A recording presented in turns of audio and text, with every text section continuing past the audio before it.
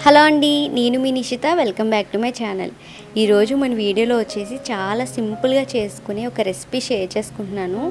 ఈ జ్యూస్ రెసిపీని సమ్మర్ టైంలో చల్లగా అలా తింటూ ఉంటేనండి చాలా బాగుంటుంది. పిల్లలకి స్కూల్ నుంచి వచ్చిన తర్వాత చల్లగా ఇలా చేసి పెడితే వాళ్ళు హెల్తీగా ఉంటారు. ఇంట్లో వాళ్ళందరూ కూడా ఇష్టంగా తినేస్తారనమాట. సో వాళ్ళు హెల్తీగా ఇష్టంగా తింటే ఇంకేం కావాలి చెప్పండి మనకి. కాబట్టి ఈ టేస్టీ అయిన ఈ జ్యూస్ రెసిపీ ఎలా తయారు చేసుకోవాలో చూసేద్దాం వచ్చేయండి. ఇక్కడ మనం సగ్గు బియ్యాన్ని ఒక హాఫ్ కప్ వరకు నీళ్ళలో నానబెట్టుకోవాలన్నమాట. ఈ సగ్గు బియ్యం ఇలా నీళ్ళలో నానబెట్టుకోవడం వల్ల మనకి తొందరగా కుక్ అయిపోతాయి అన్నమాట. ఇప్పుడు నేను ఇలాగా ఒక 1 అవర్ పాటు నానబెట్టేశానండి. వీటిని ఇలా పక్కన పెట్టుకుందాము. తర్వాత మీరు ఫ్రిడ్జ్లోనే ఇలా ఐస్ అనేది రెడీగా తయారు చేసి పెట్టేసుకోండి. ఇలా ఒక కప్లో కానీ మీ దగ్గర ఐస్ క్యూబ్స్ తయారు చేసుకునే మేకర్ ఉన్నా కానీ అందులో మీరు ఐస్ అనేవి రెడీగా పెట్టుకుంటే మనం చల్లగా ఈ జ్యూస్ అనేది ప్రిపేర్ చేసుకోవచ్చు అనమాట. సో నేను ఇక్కడ ఫ్రిడ్జ్లో ఐస్ కూడా ప్రిపేర్ అయిపోయింది, సగ్గు బియ్యం కూడా నానిపోయాయి. ఇప్పుడు ఒక గిన్నె అనేది మనం దగ్గర పెట్టుకొని 1 కప్పు వరకు మనం పాలు తీసుకోవాలన్నమాట.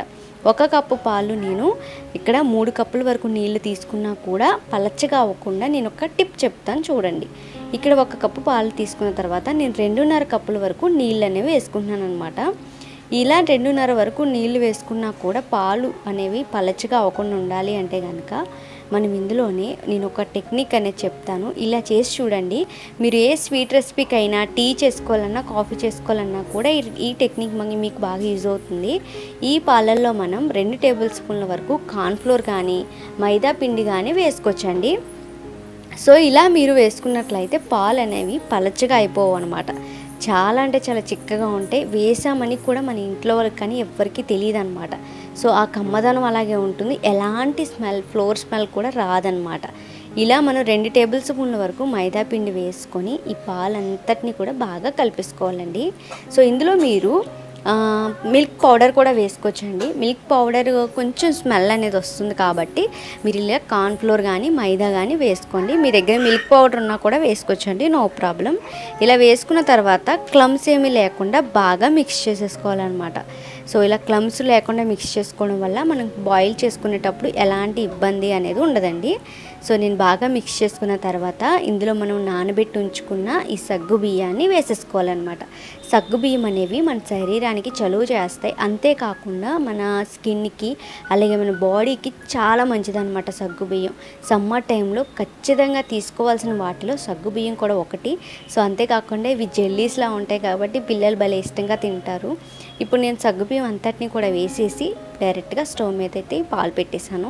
ఎలా విరిగిపోవడం మీకు అలాంటివి ఏమి ఉండవండి, చక్కగా బాయిల్ అయిపోతాయి. ఈ సగ్గు బియ్యం చక్కగా ఉడికేంత వరకు మనం బాగా ఉడికించుకోవాలి. ఇందులో నేను ఎలాంటి ఫ్లేవరబుల్గా కలర్స్ కానీ ఏం వేయట్లేదు. అండ్ మీకు బయట దొరికే లిక్విడ్స్ ఉంటాయి కదా, సిరప్స్ కానీ రోజ్ సిరప్స్ కానీ నేనేం వేయను. కానీ ఇన్స్టెంట్గా మనకి ఇది పింకిష్ కలర్లో వచ్చేలా నేను టిప్ కూడా చెప్తాను చూడండి. మొత్తం అంతా కూడా హెల్తీగా అనమాట. ఇందులో మీరు పట్టిక బెల్లం కానీ షుగర్ కానీ వేసుకోండి. నేనైతే నా దగ్గర షుగర్ ఉంది కాబట్టి వేస్తున్నాను.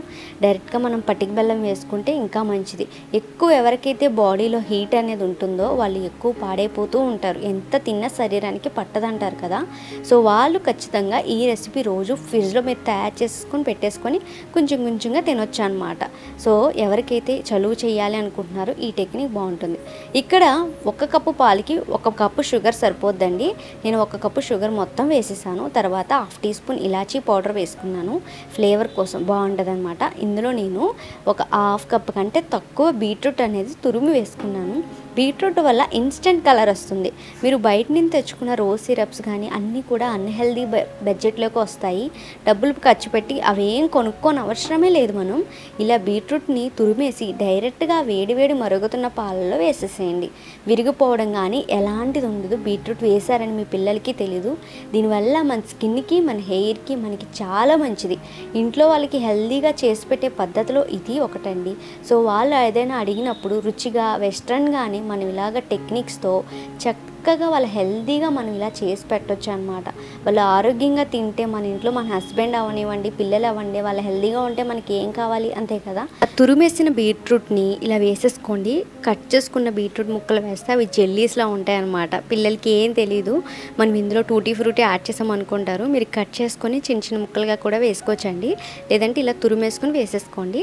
వీటిని ఇంక మనం ఏం బాయిల్ చేయాల్సిన పని లేదనమాట. జస్ట్ ఈ విధంగా మనం మరిగించేసుకొని ఇలా అయితే ఉడికించేసుకోవడమే. బీట్రూట్ వేసామని కానీ స్మెల్ కానీ ఏముండదు. నేను గాడ్ ప్రామిస్గా చెప్తున్నాను, మీరు తప్పకుండా ట్రై చేయొచ్చు. ఎందుకంటే ఇందులో ఏదో వీడియో కోసం చేసేస్తారు అని అనుకునే వాళ్ళ కోసం నేను ఇలా చెప్తున్నానండి. చాలామంది ఏంటంటే వీడియో కోసం ఇలా చెప్తారు, ఏం టేస్ట్గా ఉండదు అనుకుంటారు. కానీ ఒకసారి మీరు తయారు చేసుకుంటేనే తెలుస్తుంది. సో ఇప్పుడు నేను ఇందులో కొంచెం ఫ్లేవర్ కోసం, అలాగే పిల్లలు ఇంకా ఇష్టంగా తినటం కోసం నేను ఇందులో వెనిలా ఎసెన్స్ వేస్తున్నాను. మనం ఆల్రెడీ ఇలాచీ పౌడర్ వేసాం కాబట్టి వేయనవసరం లేదు. మీ ఇంట్లో పిల్లలు ఎక్కువ మంది ఉన్నా, సో వాళ్ళు ఏది తినట్లేదు అనుకున్నా, వాళ్ళకి ఫ్రూట్స్ పెట్టాలనుకున్నా, వాళ్ళకి హెల్తీగా చేసి పెట్టాలనుకున్నా కొంచెం వాళ్ళకి టెక్నిక్ అనేది ఉంటుంది కదా. సో అందుకు మనం ఇలా వెనిలా ఎసెన్స్ వేసామనుకోండి, బయట నుంచి తెచ్చామనుకొని అదొక స్పెషల్ ఫుడ్ అనుకొని ఇష్టంగా ఎక్కువ తింటారనమాట. అందుకని నేను ఇందులో వెనిలా ఎసెన్స్ 1/2 టీ స్పూన్ వేసుకున్నాను. లేకపోతే మీరు ఇలాచీ పౌడరే కొంచెం ఎక్కువ వేసుకోండి, కానీ వెనిలా ఎసెన్స్ అనేది ఇంట్లో ఉంచుకోండి పిల్లలు ఉంటే మాత్రం. ఇప్పుడు ఇలా మరిగించేసుకున్నాను కదా, ఇంకా చల్లారేంత వరకు పక్కన పెట్టేశాను. బాగా చల్లారింది. ఇది మనం ఫ్రిడ్జ్లో పెట్టేసుకుంటే చల్లగా ఇలాగే తినేవచ్చండి, చాలా రుచిగా ఉంటుంది. ఒకవేళ మీ దగ్గర ఫ్రూట్స్ కానీ ఇంకా ఏమైనా ఉంటే వేసుకోవచ్చు. ఇందులో అన్ని రకాల ఫ్రూట్స్ వేసుకొని కస్టర్డ్ మిల్క్ తింటూ ఉంటాం కదా, సో అలా చేసుకోవచ్చు. ఎంత రుచిగా ఉంది అంటే ఉత్తిగానే మొత్తం తినేవచ్చు అనమాట.